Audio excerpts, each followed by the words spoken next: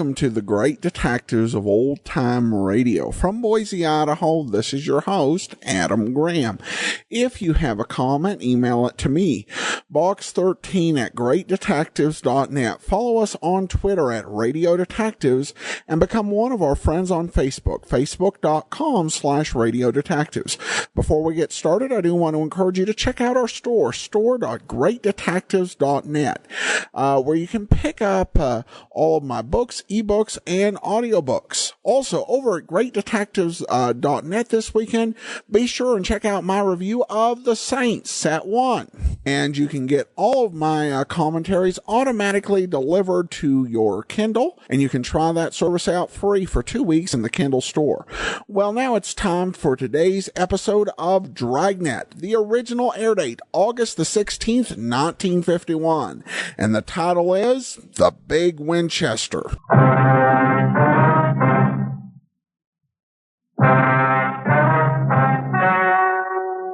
story you are about to hear is true.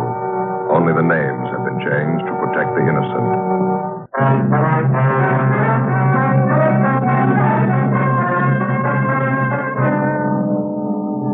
You're a detective sergeant. You're assigned to homicide detail.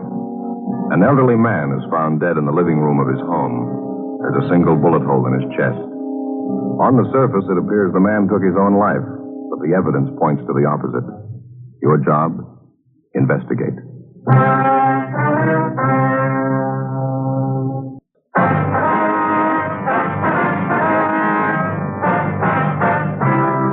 Dragnet, the documented drama of an actual crime. For the next 30 minutes, in cooperation with the Los Angeles Police Department, you will travel step by step on the side of the law through an actual case transcribed from official police files. From beginning to end, from crime to punishment, Dragnet is the story of your police force in action. It was Wednesday, January 10th. It was cold in Los Angeles. We were working a day watch out of homicide detail. My partner's Ben Romero. The boss is Thad Brown, chief of detectives. My name's Friday. It was 8:25 a.m. when I got to the police academy, the doctor's office. Morning. Morning. Can I help you? I'm checking in for my annual physical. Oh, okay. All right. Let's see here. Name? Joe Friday. Let's see. Friday, just like the day in the week? Yeah, that's right. Friday. Can't seem to find it. You sure you were notified? Yeah, the teletype was posted in the office a couple of days ago. Annual physical exams. My name was right near the top of the list. Friday. Oh, yeah. Yeah, here you are. Joseph Friday. That's it, yeah. Well, all right, Friday. Let's get your name down here. Okay. Age? 34. Where you work? Central Homicide. Serial number? 2288. 2288. Okay, Friday, you want to step this way? All right. Slip off your shoes, your coat, and shirt. Okay. Well, they keeping you busy? Oh, pretty busy, yeah. 4,500 men in the department. Everyone has to have an annual physical. Mm-hmm. Better get you weighed and send you along inside. Doc's probably ready for you by now. Okay. Over here. Oh, never fails. Dr. Vance's office. Who's that? Oh, yeah, just a minute. It's for you, Friday, your office. Oh, thank you. Friday talking. This is Ben. Joe, you about through over there? No, not quite. I haven't seen Doc Vance yet. What's the matter? Dead body called out by Westlake Park. Radio car's out there now. No one else in homicide to handle it? Not right now. They're pretty busy. Now, you should coming back to the office. Why don't you meet me out there? It's 932 Old Laurel Lane. Just a minute. Have that pad, Doc. Thank you. 9320 Laurel. I got it. What's the story? Old man was found dead in his living room, bullet hole in his chest. Hmm? Man in the radio car said at first it looked like the old man had killed himself. They're not so sure now. How do you mean? They think he had some help. 8:45 a.m. I left the doctor's office at the police academy and drove to the Westlake area where I met Ben in front of the cottage where the dead body had been found. We went inside and checked with one of the men from the radio car who was standing by. The dead man was identified as Martin Latimer, age 68, a retired owner of a couple of neighborhood grocery stores in the city. He was lying sprawled on his side on the floor. There was a bullet hole in his chest just above the heart where the slug had entered the body. There was another, larger wound in the back through the left shoulder blade where the bullet had emerged. Approximately 8 feet across the room from the body was another chair. There was a Winchester rifle wired firmly to the top, its muzzle pointing directly above the spot where the body lay on the floor. A thick white string was found wound firmly around the trigger of the rifle. It ran through a metal ring on the stock of the gun and stretched across the room where it had been tied to the dead man's right index finger. At first glance, it seemed like an obvious suicide arrangement. Officer Harkness, one of the men in the radio car who had answered the call, took exception. I don't know, Sergeant. Maybe I'm all wet. Just doesn't gel right for me. Who discovered the body, Harkness? Next door neighbor, Mrs. Donworth. My partner's with her now. You fellas call the crime line? Yeah, they're on their way out. Was the old man the only one who lived in the house here? Yeah, that's what the neighbor told us. Sure like to see what the crime lab crew's going to think of it. Well, what's the big question, Harkness? Well, I know it's none of my business, Sergeant. You fellas are the detectives. I just couldn't help but notice, though. What's that? Well, here. Now, over here, this rifle wired to the back of the chair. Yeah. Now, take a sight along the barrel of the rifle. See what you think.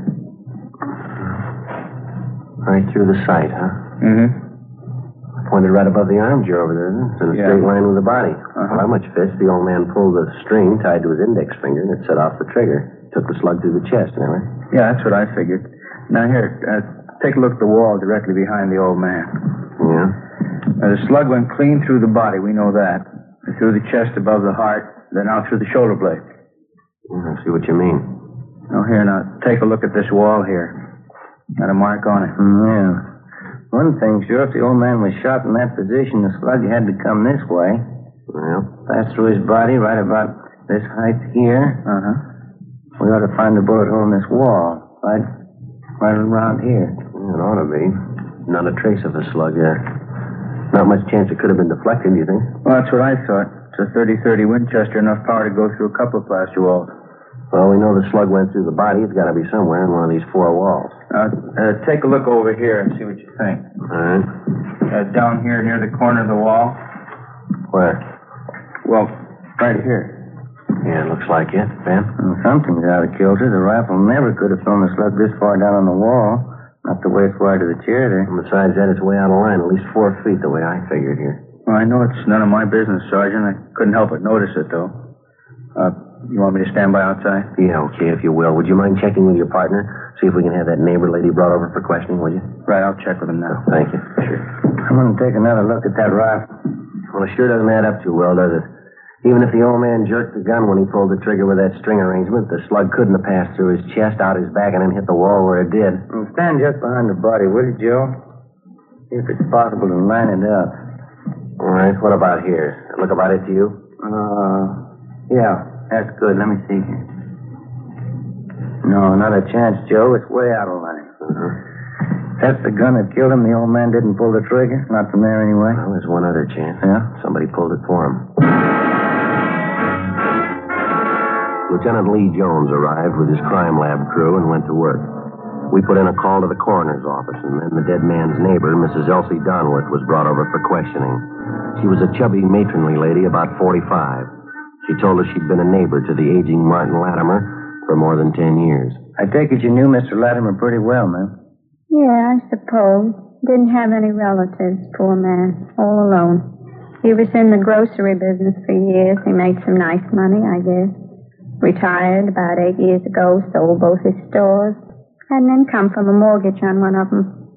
$150 a month. Yeah, he was very comfortable.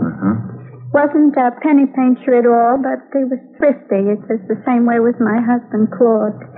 He used to say, take care of the dimes and the dollars will take care of themselves. Well, Mrs. Donworth, can you think of any reason why Latimer would want to take his own life? Oh, I suppose. The poor old man is getting along in years. For a long time there, he was afraid he was going to die with cancer. Is that so? Did Mr. Latimer have cancer, do you know? Oh, no, he kept thinking he was going to die with it. Could you come next door to my place while I get some of my laundry out? We could talk there. It's just across the yard. All right, ma'am, that'll be fine. Did you want to tell Lee Jones we'll be next door, Ben? Guess you better let Harkness know, too. Yeah, right, I'll tell him. Thank you.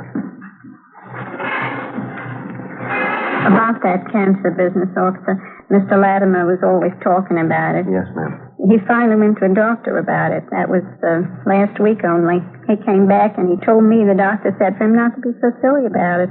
He was a well man in good health. When was the last time that you saw Latimer, ma'am? Day before yesterday. Oh, we laughed and joked over the back fence. Poor old man. He had such a nice smile. Reminded me a good deal of Claude. That was my husband.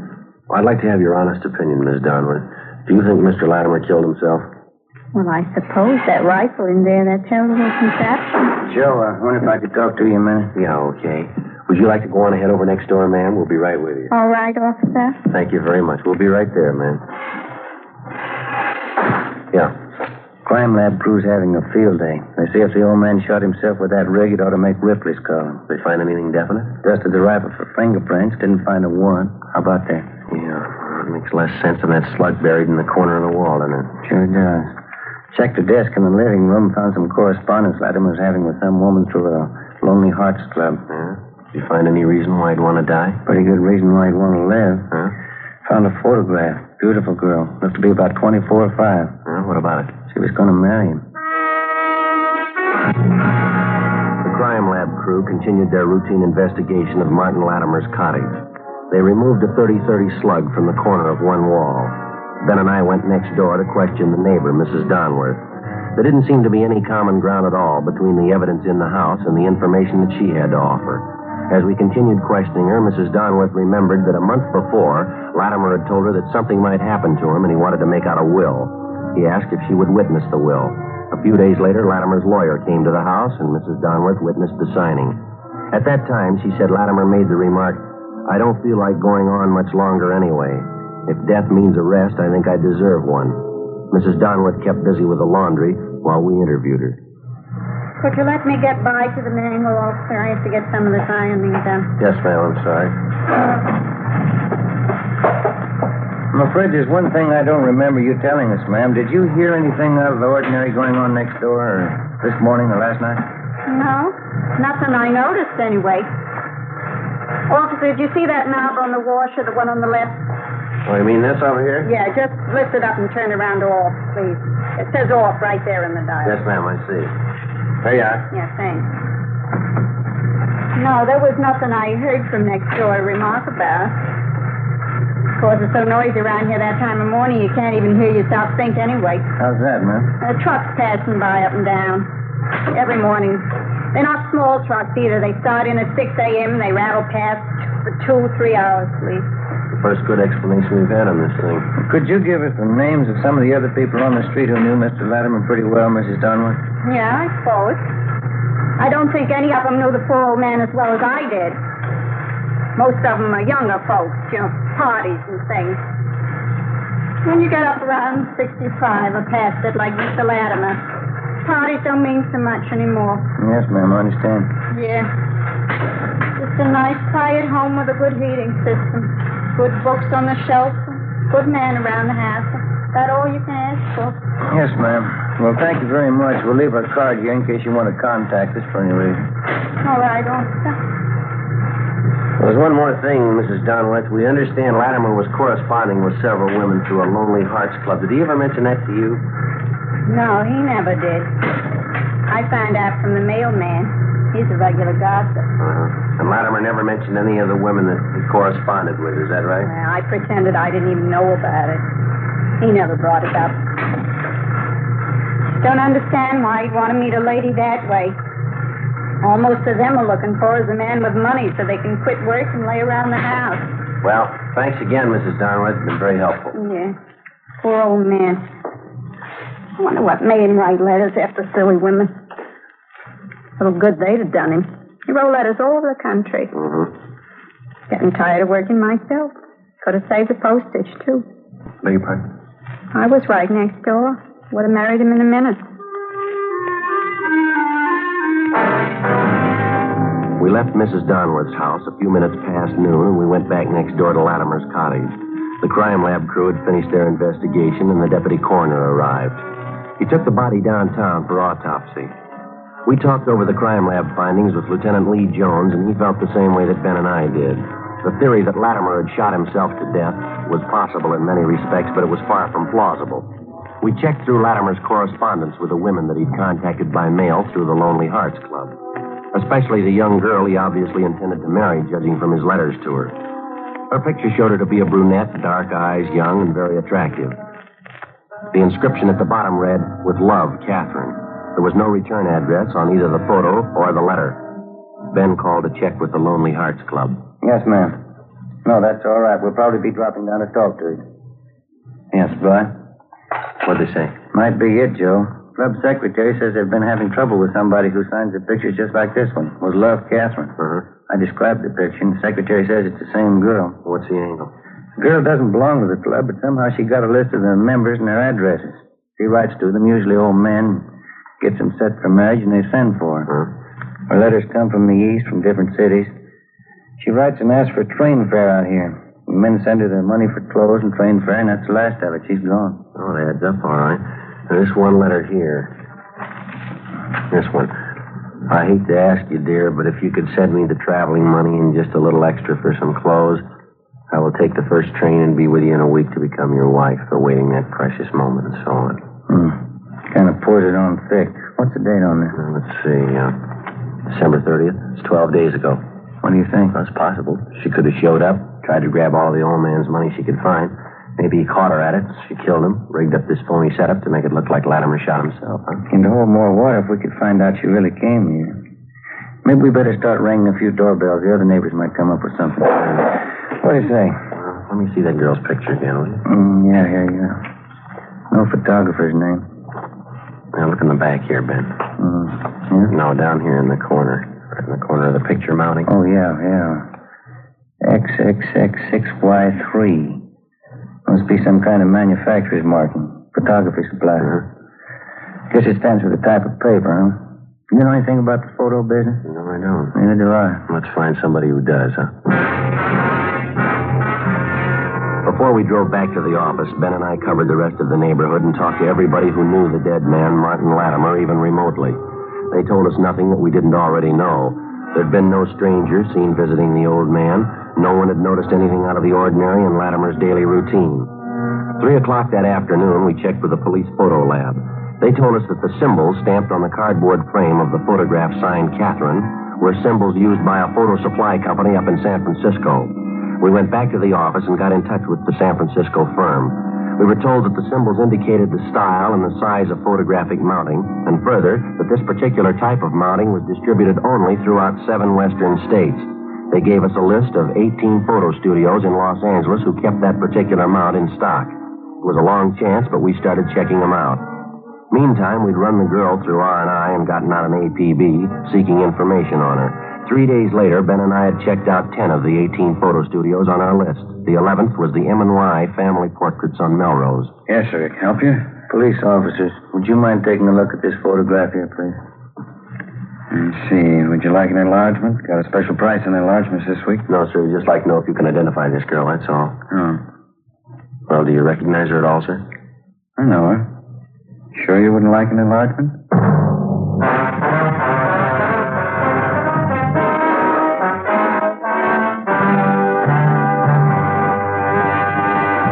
You're in a cruiser car of a Metropolitan Police Department. You receive a routine radio call. All units, attention all units. Pick up and hold for investigation the following vehicle. 1948 Ford, 2-door sedan, black white sidewall tires. There are many cars that fit this description. You listen for more facts. This car will have extensive damage to right front end. License number 9 Robert 9 707. In the 7 column, 9 Robert 9 707. KMA 367. Now you can pin it down to 1.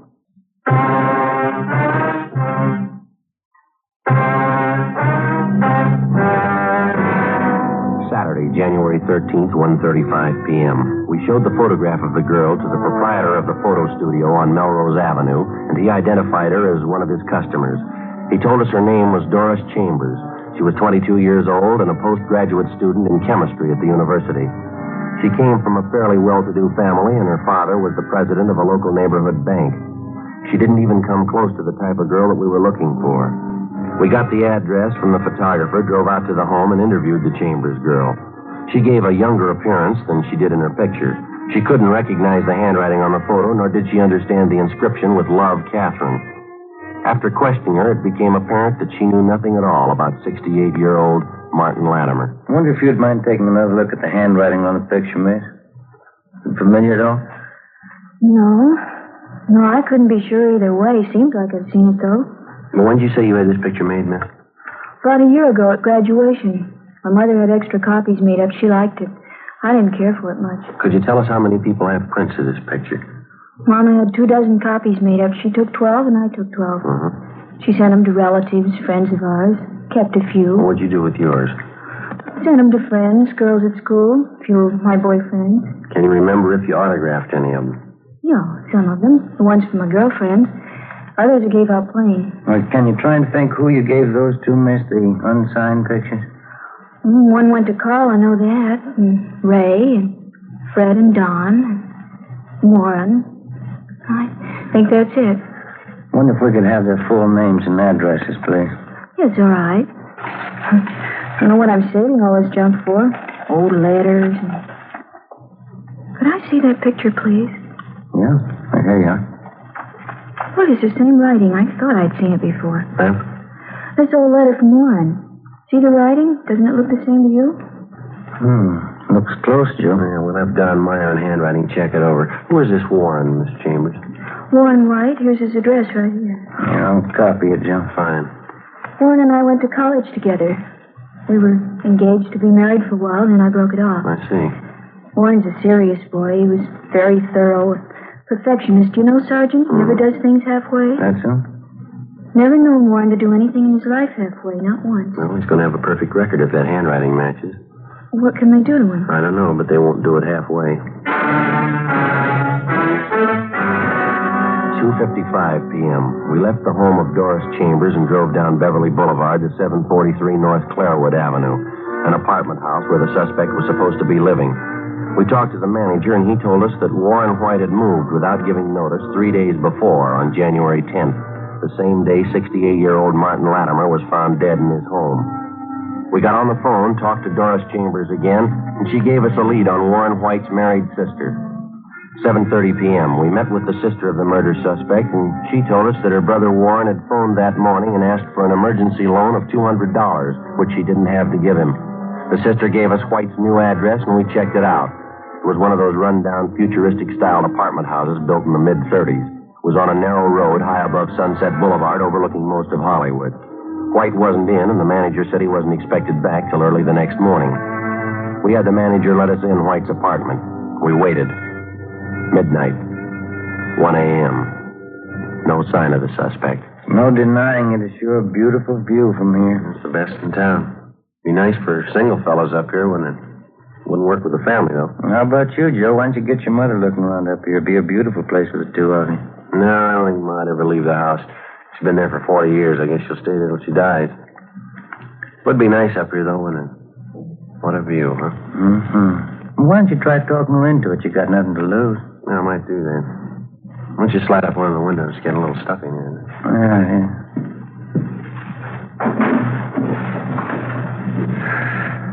Oh, smell that air, huh? That's great. Yeah. What time you got? 1:45. Oh, it's a long night. We waited. 3 a.m., 4 a.m., 4:30. It was cold, and still no sign of the suspect, Warren White. 5 a.m., 5:30, 6 a.m. The sky was getting light over in the east. 6:30, 7 a.m., 7:30. We kept waiting. No sign of the suspect. We called the office and arranged for a relief. 8 a.m., we could hear groups of youngsters passing by outside, trooping into the main yard of a grammar school just below the apartment house. We kept waiting. At 8:15 a.m., we heard a car pull up in front of the apartment house. Footsteps came down the driveway, up the path, and stopped outside the door. We heard a key turn in the lock.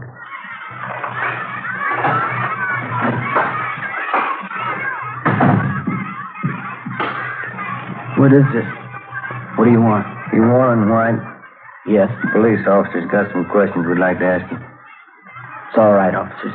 Why don't you sit down? I'm not going to give you any trouble. Huh? I killed him.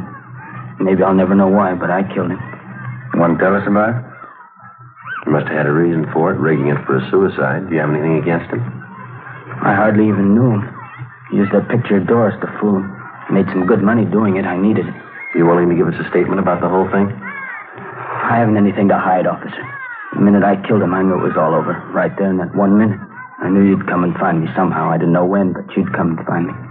Well, okay, Ben. We better head downtown. Yeah. What? It's a great sound, isn't it? What's that? The schoolyard. Yeah. The kids. Got a great sound to it. Good one. You want to get your hat? All right. How can anybody figure? You start in a schoolyard like those kids down there, running around, yelling? I started the same. Better get going. I wonder what it is that happens. An 8-year-old redhead kid. There must be one down there now. The other kids will grow up, get jobs, work, and die. It'll be all right. Yeah. The one kid will end up in an alley with a gun in his hand. How can anybody figure? I don't know. A bunch of kids playing in a schoolyard. Someday one of them's a killer. Yeah, let's go. You tell me. What's the answer?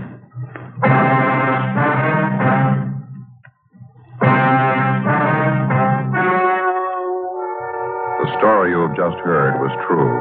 Only the names were changed to protect the innocent. On April 2nd, trial was held in Superior Court, Department 88, City and County of Los Angeles, State of California. In a moment, the results of that trial.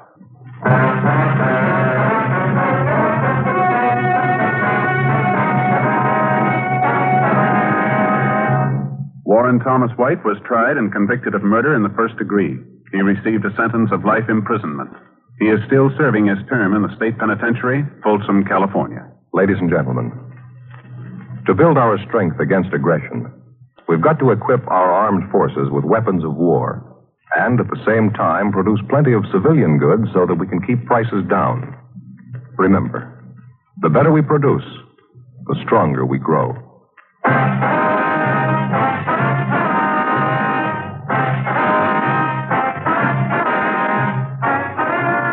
Just heard Dragnet, a series of authentic cases from official files. Technical advice comes from the Office of Chief of Police W.H. Parker, Los Angeles Police Department. Stay tuned for Counter Spy, next over NBC.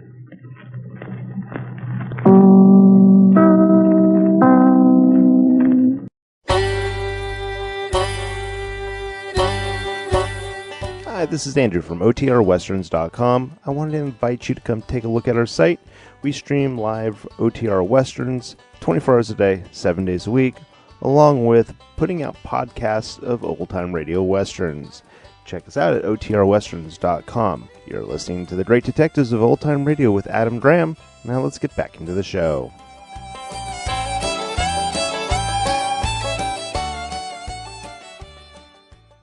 Welcome back. Well, a good setup for this one, and I did like Joe Friday's stinger when she was talking about how the suspect never did anything halfway, and she asked what would happen to him, and the line, I don't know, but they won't do it halfway. It was just a classic. Very well done. And a very good and thorough investigation.